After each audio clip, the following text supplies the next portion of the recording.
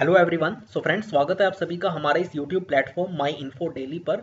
और आज की इस वीडियो में हम बात करेंगे काफ़ी एक इम्पोर्टेंट न्यूज़ के बारे में, और वो है राज्यसभा ने जो पास कर दिया है इंश्योरेंस अमेंडमेंट बिल 2021, जिसमें बेसिकली क्या है कि जो एफडीआई लिमिट अभी तक इंश्योरेंस सेक्टर में 49% थी, उसे बढ़ाकर कितना कर दिया गया है अब 74%। तो बात करेंगे इसी पर आज के इस वीडियो में डिटेल में। तो अगर आप हमारे इस यूट्यूब चैनल पर नए हैं तो इसे सब्सक्राइब जरूर कर दें, नोटिफिकेशन बेल को प्रेस कर दें, ताकि जितनी भी हमारी वीडियोस आती हैं इस यूट्यूब चैनल पर उसका आपको अपडेट इंस्टेंटली मिल जाए। चाहे आप देखिए नेशनल न्यूज़ देखना चाहते हैं, इंटरनेशनल, स्पोर्ट्स, बिजनेस, ठीक है, एंटरटेनमेंट, सभी न्यूज़ आपको यहाँ पर रेगुलर बेसिस पर हमारे इस प्लेटफॉर्म पर मिलती रहेंगी। तो चलिए स्टार्ट करते हैं।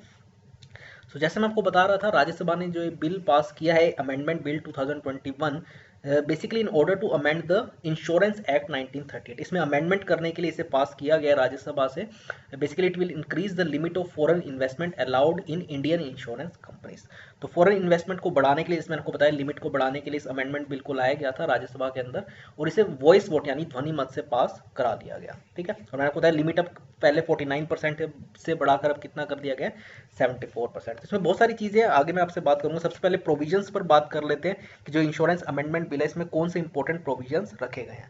सबसे पहला जैसे है कि as per the bill the majority of directors on board and key management persons would be resident Indians with at least 50% of directors being independent directors. ठीक है, तो देखिए आपको ये चीज़ पता होनी चाहिए कि अगर आपके पास किसी भी कंपनी में अगर आपके पास 51% या उससे ज़्यादा की अगर शेयर होल्डिंग होती है तो आपके पास काफ़ी सारे राइट्स आ जाते हैं, खासकर वोटिंग से रिलेटेड। आप डायरेक्टर्स को अपॉइंट कर सकते हैं और जो की मैनेजमेंट पर्सन हैं उनको। तो इसलिए इसको रखा गया इस प्रोविजन को कि जितने भी majority of directors on board होंगे या कुछ की मैनेजमेंट पर्सन होंगे वो रेजिडेंट इंडियंस होने चाहिए विद एटलीस्ट, जैसे मैंने होता है 50% ऑफ डायरेक्टर्स भी इंडिपेंडेंट होने चाहिए। इसके अलावा कुछ स्पेसिफिक परसेंटेज ऑफ प्रॉफिट्स जो है उन कंपनीज को रिटेन करके रखना होगा एज जनरल रिजर्व। जैसे आपने देखा होगा कि बैंक के अंदर क्या होता है, बैंकों को सीआरआर जो है एसएलआर मेंटेन करके रखना होता है, उसी तरीके से इन्हें भी जो अपने कुछ प्रॉफिट्स है उन्हें जनरल रिजर्व के तौर पे मेंटेन करके रखना होगा, रिटेन करके। ठीक है, ताकि जैसे कोई भी देखिए कोई अगर उस इंश्योरेंस कंपनी को अगर लॉस हो जाता है तो उस केस में उन्हें उन प्रॉफिट्स को यूज किया जा सके। किसी भी, जैसे फॉर एग्जांपल आपने इंश्योरेंस ले रखा है, ठीक है ना, तो ओवैसी बात है अगर आपको देखिए अगर उस कंपनी को अगर लॉस होता है उस इंश्योरेंस कंपनी को, तो आपने जो उसमें डिपॉजिट किए हुए हैं वो आपको वापस मिल सके। तो इसलिए बहुत ज़रूरी है कि ये भी अपने जनरल रिजर्व्स को कुछ, ठीक है, स्पेसिफिक परसेंटेज ऑफ प्रॉफिट्स को रिजर्व करके रखें। तो ये चीज़ एक इसके अंदर बात कही गई है। अपार्ट फ्रॉम इट अगर बात करें तो it has also a provision for removal of restrictions on ownership and control of the insurance companies. तो इंश्योरेंस कंपनी पे अभी तक जितने भी तरीके के काफ़ी सारे रिस्ट्रिक्शंस रहते थे ओनरशिप से रिलेटेड, कंट्रोल से रिलेटेड, उनको भी हटाने का प्रोविजन इसके अंदर रखा गया है। ठीक है, ये कुछ इंपॉर्टेंट हाइलाइट्स हैं, प्रोविजंस है इस बिल के। Apart from it finance minister Nirmala Sitharaman ने कहा कि जो बिल है it has been brought after extensive consultation with IRDA, जो इसकी रेगुलेटरी अथॉरिटी है, insurance regulatory and development authority, उनसे एक्सटेंसिव कंसल्टेशन करने के बाद इसे लाया गया है। And it has all necessary provisions to safeguard insurers interest. तो देखिए ओवैसी बात है, अगर आपने लाइफ इंश्योरेंस लिया हुआ है, इसके अलावा अगर आपने जनरल इंश्योरेंस भी करा रखा है, तो उस केस में इसके अंदर उन्होंने कहा कि सभी तरीके के प्रोविजंस रखे गए हैं कि इंश्योरर के इंटरेस्ट को सेफ गार्ड किया जा सके। ठीक है, और गवर्नमेंट ने देखिए इससे पहले भी आपको पता है एफडीआई कैप जो अभी तक 49% से पहले देखिए 26% हुआ करता था 2015 में। ठीक है ना, तो सबसे पहले इसे 26% से बढ़ा के 49% किया गया, और अब इसे 49% से बढ़ा के 74% कर दिया गया। और इसलिए मैं बता रहा था क्योंकि देखिए पहले जब 26% था तो ओबियसली बात है अगर कोई फॉरेन कंपनी या कोई फॉरेन इन्वेस्टर अगर इसमें पैसा लगाता था तो ओबियसली उसका इतने सारे राइट्स नहीं हो सकते थे, क्योंकि 26% के केस में आप, क्योंकि मैंने बोला 51% या उससे ज़्यादा अगर आपके पास शेयर होल्डिंग है तो आपके पास काफ़ी सारे राइट्स आ जाते हैं उस कंपनी के। तो पहले जब 26% था तो इतना ज़्यादा कोई इसमें इसको लेके इशू नहीं था, लेकिन अब पहले इसे 49% किया गया। तो भी देखिए 49% भी मैंने आपको बताया 51% बहुत इंपॉर्टेंट होता है। फिर अब 49% से जब बढ़ा के 74% किया जा रहा है तो इसको लेके आपने देखा होगा कि अपोजिशन मेंबर्स जो उन्होंने काफ़ी ज़्यादा इसको लेके अपनी बात भी रखी। ठीक है, कि क्या जो फॉरेन कंपनीज है, कोई फॉरेन इन्वेस्टर है, क्या वो इंडिया के जो इंश्योरर्स हैं उनके इंटरेस्ट को सेफगार्ड करेगा या नहीं करेगा। तो उसको लेके फाइनेंस मिनिस्टर ने जो अपनी बात रखी, मैंने आपको बताया कि इस बिल को एक तो आईआरडीए से काफ़ी ज़्यादा कंसल्ट करने के बाद जो है इस बिल को लाया गया है। और मैंने उससे पहले भी आपको चीज़ें बताया जैसे कि 50% डायरेक्टर्स जो है वो एक तो इंडिपेंडेंट होने चाहिए, जो मेजोरिटी ऑफ डायरेक्टर्स है या की मैनेजमेंट जो पर्सन्स होते हैं, ठीक है ना, वो इंडियंस होने चाहिए, और कुछ उन्हें परसेंटेज ऑफ प्रॉफिट जो है वो रिटेन करके भी रखना होगा। तो ये कुछ हाईलाइट्स इसमें मैंने आपको बताया और उन्होंने क्या कहा। और अपोजिशन का जो मेन तर्क क्या है वो यही है कि देखिए कि क्या कोई फॉरेन कंपनी इन्वेस्टर जो है इंडिया के इंश्योरेंस का इंटरेस्ट सेफगार्ड प्रॉपर तरीके से करेगा या नहीं करेगा, या वो अपने ही प्रॉफिट को ज़्यादा सबसे पहले प्रॉफिट को अपने देखेगा। ठीक है, इसके अलावा उन्होंने ये भी बात कही फाइनेंस मिनिस्टर ने कि जो हायर फॉरेन इन्वेस्टमेंट है इन इंश्योरेंस इंडस्ट्री वो बेसिकली सप्लीमेंट करेगा डोमेस्टिक लॉन्ग टर्म रिसोर्सेज को as well as facilitate insurance penetration in the country. अभी तक अगर आपने देखा हो कि भारत के अंदर बहुत कम लोग जो है इंश्योरेंस लेते हैं, लाइफ, चाहे वो लाइफ इंश्योरेंस हो गया है, इसके अलावा चाहे वो जनरल इंश्योरेंस हो गया, तो उसको भी इंश्योरेंस के पेनिट्रेशन को पूरे इंडिया में बढ़ाने के लिए और फॉरेन इन्वेस्टमेंट इसके अंदर आए इंश्योरेंस सेक्टर में उसको बढ़ावा देने के लिए इसको लाया गया है।